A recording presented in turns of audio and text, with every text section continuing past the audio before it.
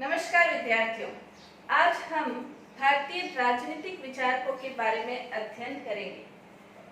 भारतीय राजनीतिक चिंतन की एक गौरवशाली परंपरा रही है। भारतीय राजनीतिक चिंतन राजनीतिक दृष्टि से देखा जाए तो अलग से कोई राजनीतिक चिंतन नहीं था। भारतीय राजनीतिक विचारकों ने राज्य के संदर्भ में, व्यक्ति के संदर्भ में, अपने कर्तव्यों के संदर्भ में, धर्म के संबंध में समय समय पर अपना चिंतन प्रस्तुत किया। यानी कि राजनीतिक, नैतिक और सामाजिक चिंतन का मिला जुला रूप हम भारतीय राजनीतिक चिंतन में देख सकते हैं। भारतीय राजनीतिक चिंतन की गौरवशाली परंपरा रही है।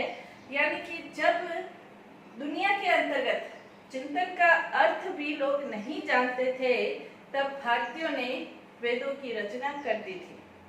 भारतीय राजनीतिक चिंतन के अंतर्गत यदि हम देखें तो प्रथम विचारक के रूप में मनु भारतीय राजनीतिक चिंतन के प्रथम विचारक माने जाते हैं, जिन्होंने मनुस्मृति की रचना की है। मनुस्मृति की रचना की है। अगर हम देखें तो भारतीय राजनीतिक चिंतन में कई वैदिक साहित्य की रचना हुई, महाकाव्यों की रचना हुई, स्मृतियों की रचना हुई, पुराणों की रचना हुई, नीति शास्त्र की रचना हुई। उसमें स्मृतियों का स्थान सबसे महत्वपूर्ण है। उसमें मनुस्मृति भी सबसे महत्वपूर्ण है। मनुस्मृति की रचना के विषय में ऐसा माना जाता है कि मनु ने मनुस्मृति की रचना की, लेकिन मनु ने मनुस्मृति की रचना की तो मनु के विषय में भी निश्चित रूप से विद्वान एकमत नहीं है, क्योंकि वो ये मानते थे कि मनुस्मृति में जिस प्रकार से सही, सटीक और संहिताबद्ध जो लेखन किया गया है, वो दुनिया का प्रथम व्यक्ति नहीं कर सकता है। इसलिए ऐसा माना जाता है कि मनु की एक श्रृंखला चली होगी। पुराणों में भी जैसे उल्लेख है कि मनु एक नहीं हुए थे, बल्कि मनु 14 हुए थे। यानी कि जो प्रथम मनु है उसने मनुस्मृति की रचना नहीं की, लेकिन धीरे धीरे मनु की जो एक परंपरा चली, जो गद्दी चली, जैसे शंकराचार्य की भी गद्दी चलती है, ब्रिटेन के अंतर्गत जो सम्राट है उसकी भी एक गद्दी चलती है, और उस आधार पर उसका नाम जैसे सम्राट ही पड़ता है, शंकराचार्य का नाम शंकराचार्य ही पड़ता है, वैसे मनु की भी एक परंपरा चली और उसी के अंतर्गत मनुस्मृति की रचना हुई थी। तो मनुस्मृति की रचना मनु ने की है, लेकिन वो प्रथम मनु थे या मनु की श्रृंखला के रूप में हुई, इसमें विद्वान एकमत नहीं है। क्योंकि जो पुराना जो इतिहास है उसमें निश्चित रूप से नहीं कहा जा सकता है। मनुस्मृति की रचना के विषय में भी निश्चित रूप से नहीं कहा जा सकता। जैसे विद्वान विनय कुमार है, वो ये कहते हैं मनुस्मृति की रचना 150 ईसा पूर्व हुई। सोलेटोर है, वो ये कहते हैं मनुस्मृति की रचना 1900 ईसा पूर्व हुई। मैक्स मुलर भी जैसे ये मानते हैं कि मनुस्मृति की जो रचना है वो 4 ईसा पूर्व में हुई थी। एक हुलर, जॉर्ज हुलर करके इतिहासकार है, वो ये मानते थे कि ईसा पूर्व 2री शताब्दी में निश्चित रूप से मनुस्मृति विद्यमान थी। तो इसके बारे में निश्चित रूप से नहीं कहा जा सकता है, लेकिन ऐसा माना जाता है कि दुनिया के अंतर्गत जब सृष्टि प्रारंभ हुई तब ब्रह्मा ने मनु की स्थापना की थी। जब चारों ओर जल प्रलय की स्थिति थी, उस समय ब्रह्मा के द्वारा मनु स्थापित किया गया था। मनु की जो पत्नी है उसका नाम शतरूपा के रूप में मिलता है। यानी कि मानव जाति के जो जनक है वो मनु माने जाते हैं। तो मनु को मानव जाति का जनक भी माना जाता है, प्रथम यज्ञकर्ता भी माना जाता है, सूर्य पुत्र भी माना जाता है, और मानव सभ्यता के प्रवर्तक जो है वो भी मनु माने जाते हैं। तो ये प्रथम पुरुष कह सकते हैं। मानव शब्द की जो उत्पत्ति हुई है, हम सभी जो अपने आप को मानव कहते हैं वो भी मनु शब्द से ही निकला हुआ है। मनु की संतान होने के कारण ही हम मानव कहलाते हैं। तो मनु ने मनुस्मृति की रचना की। मनुस्मृति के अंतर्गत जो आज हमारे पास मनुस्मृति है, यदि इसके अंतर्गत हम देखें तो इसमें 12 अध्याय है। 12 अध्यायों में मनुस्मृति रची गई है और इसमें करीब 2694 श्लोक आज मनुस्मृति के अंतर्गत है। मनुस्मृति में 12 अध्यायों में यदि देखा जाए तो प्रथम जो 6 अध्याय हैं वो गृहस्थ आश्रम, ब्रह्मचर्य आश्रम, वानप्रस्थ आश्रम इनसे संबंधित है, संन्यास आश्रम से संबंधित है।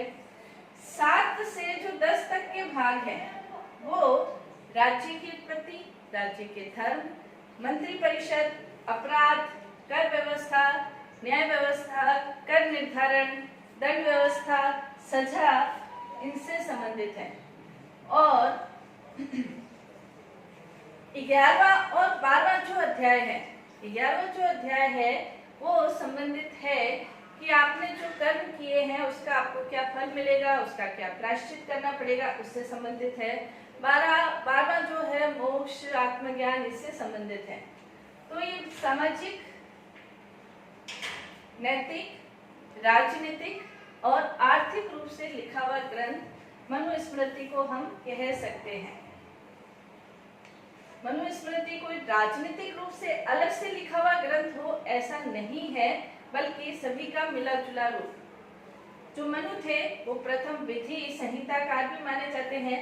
समाज के अंतर्गत किस प्रकार की व्यवस्था रहे, समाज के लोग अपने किस प्रकार के कर्तव्यों का पालन करें, इस प्रकार की व्यवस्था मनुस्मृति के अंतर्गत हमें देखने को मिलती है।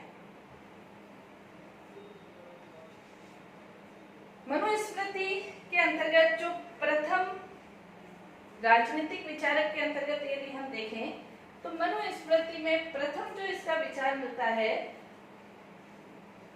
राजनीतिक विचारों में, राज्य की उत्पत्ति।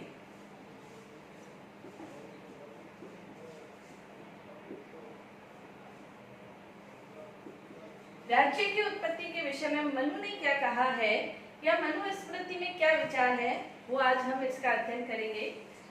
राज्य की उत्पत्ति के विषय में प्रमुख रूप से 3 प्रकार के विचार हमें देखने को मिलते हैं।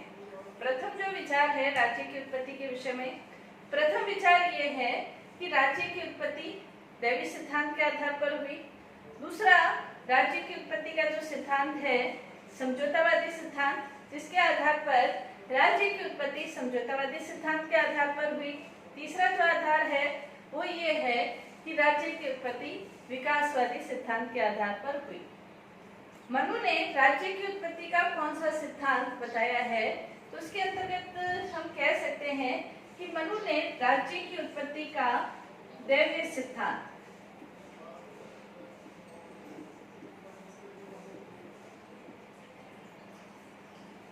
दैवीय सिद्धांत का वर्णन किया है।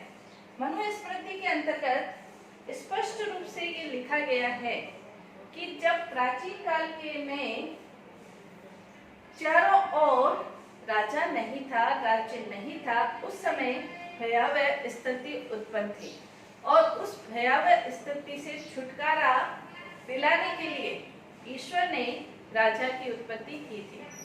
चारों ओर अराजकता थी, अन्याय था, अव्यवस्था थी और बलवान व्यक्ति निर्बल व्यक्तियों को उसी प्रकार से खत्म कर देते थे जैसे बड़ी मछली छोटी मछली को खा जाती है, यानी कि मत्स्य न्याय की जब स्थिति थी तो उस समय ईश्वर के द्वारा राजा की उत्पत्ति की गई थी। यहाँ राजा और राज्य दोनों को पर्यायवाची अर्थों में लिखा गया है।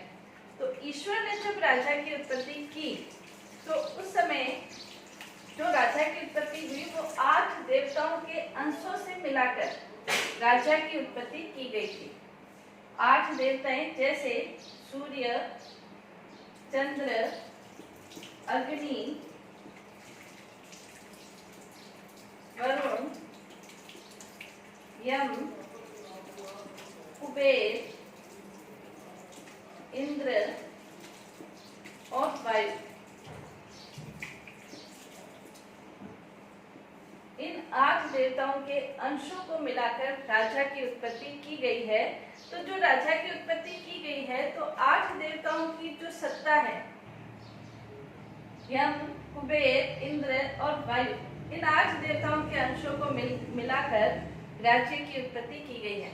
पाश्चात्य सिद्धांत के अनुसार भी divine right of the king ये माना जाता है राज्य की उत्पत्ति का दैवीय सिद्धांत। पाश्चात्य लोग भी कहते हैं, लेकिन भारतीय दैवीय सिद्धांत और divine right of the king, इन दोनों में बहुत अंतर है। यहाँ पर जो दैवीय सिद्धांत है वो गुणों पर आधारित है, और पाश्चात्य सिद्धांतों के अंतर्गत जो डिवाइन राइट है वो राज्य की सत्ता पर आधारित है, यानी कि राज्य का विरोध करने का अधिकार प्रजा को नहीं है। जबकि भारतीय चिंतन के अंतर्गत जो डिवाइन सिद्धांत दैवीय सिद्धांत है, वो दैवीय सिद्धांत राजा के गुणों पर जोर देता है, यानी कि राजा खुद दैवी स्वरूप है। यानी कि यदि राजा है जिसमें ये 8 देवताओं के अंश है, तो उन 8 देवताओं के अंशों में राजा इन 8 व्रतों का पालन करेगा। अपना राज कार्य करते हुए 8 व्रतों का पालन करेगा। राजा के 8 व्रतों का उल्लेख किया गया है। राजा के जो 8 व्रत है वो जैसे सूर्य व्रत, राजा को व्रतों का उल्लेख करते हुए सबसे पहले सूर्य व्रत का पालन करना चाहिए। जैसे सूर्य है तो सूर्य सबको प्रकाश देता है, और सूर्य क्या करता है कि जो जलाशय है, तालाब है, नदी है, उनसे सूर्य के प्रकाश के द्वारा पानी लिया जाता है, वाष्प बनकर पानी ऊपर उठता है, और सूर्य वर्षा के रूप में वो पानी वापस पृथ्वी पर दे देता है।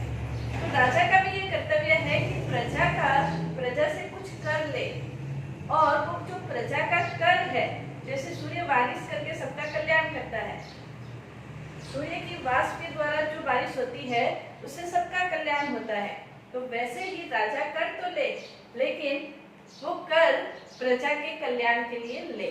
तो इस प्रकार, और जैसे सूर्य का प्रकाश लोगों के लिए आवश्यक है, वैसे राजा अपना ज्ञान रूपी कल्याण रूपी प्रकाश लोगों तक फैलाए। तो सूर्य व्रत का पालन करे, चंद्र व्रत का पालन करे, यानी कि राजा जैसे चंद्रमा को देखते ही व्यक्ति आनंदित हो जाता है, शीतलता से भरपूर हो जाता है। तो राजा के द्वारा कार्य ऐसे होने चाहिए कि राजा ऐसा प्रजापालक होना चाहिए कि राजा को देखते ही जो प्रजा है वो शीतलता का अनुभव करे, खुश हो जाए। राजा ऐसा होना चाहिए।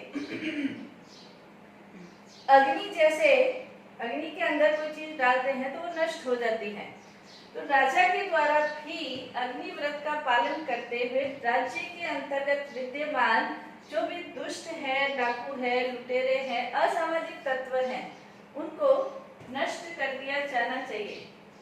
वरुण जैसे अपने पाश में बांध लेता है, वैसे ही राजा को भी जो राज्य में असामाजिक तत्व हैं उनको निगरानी में रखना चाहिए और उन्हें पाश में बांध लेना चाहिए, यानी कि उन्हें कारागार में डाल देना चाहिए। यम व्रत का राजा को पालन करना चाहिए। जैसे यम है तो उसके लिए कहा जाता है कि यम ये नहीं देखता कि कौन प्रिय है कौन अप्रिय है, बल्कि जिसकी भी मृत्यु आती है उसकी मृत्यु लेने में यम किसी भी प्रकार का भेदभाव नहीं करता। वैसे ही राजा को यम व्रत का पालन करते हुए प्रिय अप्रिय में भेद नहीं करते हुए सभी के साथ समान व्यवहार करना चाहिए। अपराधी है तो उसके विषय में प्रिय अप्रिय न देखकर जिस अपराध की उसे सजा मिली है वो अपराध की उसे सजा देनी चाहिए। कुबेर को जैसे खजाने का मालिक कहा जाता है, वैसे ही राजा को अपना कोष भरपूर रखना चाहिए, क्योंकि कोष है तभी राजा कल्याणकारी योजनाएं कर सकता है। इंद्र के समान बारिश करनी चाहिए, प्रजा का कल्याण करना चाहिए। वायु को प्राण व्रत कहा गया है, वैसे राजा भी जनता का प्राण व्रत होना चाहिए। वायु नहीं है तो जनता, कोई भी व्यक्ति जीवित नहीं रह सकता। वायु व्रत का पालन करता हुआ राजा प्रजा में प्राणवत रहे। तो ये 60 प्रकार के व्रतों का पालन करते हुए राजा दैवीय सिद्धांत का धारक है। यहाँ सत्ता पर जोर नहीं दिया गया है, यहाँ गुणों पर, दैवीय सिद्धांत के अंतर्गत गुणों पर जोर दिया गया है। यदि हम भारतीय दैवीय सिद्धांत और पाश्चात्य डिवाइन राइट को देखें, डिवाइन राइट, पाश्चात्य सिद्धांत डिवाइन राइट को यदि हम देखें तो दोनों में बहुत बड़ा अंतर है। जैसे जो डिवाइन राइट है यानी कि पाश्चात्य जो सिद्धांत है, डिवाइन राइट जैसे है या पाश्चात्य सिद्धांत है या भारतीय सिद्धांत है, दोनों में बहुत बड़ा अंतर है। पाश्चात्य जो सिद्धांत है वो निरंकुशता पर आधारित है। पाश्चात्य सिद्धांत, दैवीय सिद्धांत निरंकुशता पर आधारित है, कोई अंकुश नहीं है। लेकिन भारतीय दैवीय सिद्धांत पर अंकुश है, देवी गुणों का अंकुश है। इसी प्रकार पाश्चात्य जो सिद्धांत है वो धर्म अधर्म की चिंता नहीं करता। भारतीय डिवाइन सिद्धांत, दैवीय सिद्धांत धर्म पर ही आधारित है। इसी प्रकार पाश्चात्य जो राजनीतिक सिद्धांत है, पाश्चात्य दैवीय सिद्धांत है, अमर्यादित है, कोई भी मर्यादा उसके ऊपर नहीं है। भारतीय दैवीय सिद्धांत मर्यादित है। पाश्चात्य सिद्धांत स्वार्थ पर आधारित है, ये परमार्थ पर, लोगों की भलाई पर आधारित है। पाश्चात्य दैवीय सिद्धांत के अंतर्गत राजा किसी भी प्रकार के दंड का भागी नहीं है, जबकि मनु ये कहता है कि यदि राजा के द्वारा कोई अपराध किया जाएगा तो राजा चूंकि एक दैवीय सत्ता है तो इस कारण से राजा को उसी अपराध के लिए 1000 गुना दंड मिलेगा। तो ये दंड सिद्धांत उसके ऊपर भी लागू होता है। तो बहुत अंतर है पाश्चात्य दैवीय सिद्धांत के और भारतीय दैवीय सिद्धांत के अंतर्गत। मनु ये भी कहता है कि भारतीय दैवीय सिद्धांत के अंतर्गत मनु ने राज सत्ता की जो तुलना है वो अग्नि से की है। मनु ये कहता है कि जैसे असावधानी पूर्वक यदि अग्नि का स्पर्श किया जाए तो अग्नि हमें जला देती है, वैसे ही राज्य सत्ता का भी असावधानी पूर्वक प्रयोग करने पर पीढ़ियां की पीढ़ियां उस राज अग्नि में जल जाती है। यानी कि जैसे सोलेटॉर ने ये कहा है कि यदि राजा असावधानी पूर्वक प्रजा का अकल्याण करते हुए, प्रजा पर अत्याचार करते हुए शासन करता है तो मनु की प्रजा राजा को गद्दी से उतार भी सकती है और मार भी सकती है। तो कहने का तात्पर्य भारत के जो दैवीय सिद्धांत है वो गुणों पर जोर दे रहा है। हालांकि मनु ने यह भी कहा है कि इन दैवीय सत्ता से संपन्न यदि कोई बालक भी राजगद्दी पर बैठता है तो उस बालक को भी दिव्य रूप समझकर उसका आज्ञाओं का पालन करना चाहिए, क्योंकि वो ईश्वर के द्वारा राजा बनाया गया है। तो कहने का तात्पर्य मनु स्मृति की रचना की। मनु स्मृति में 12 भाग है।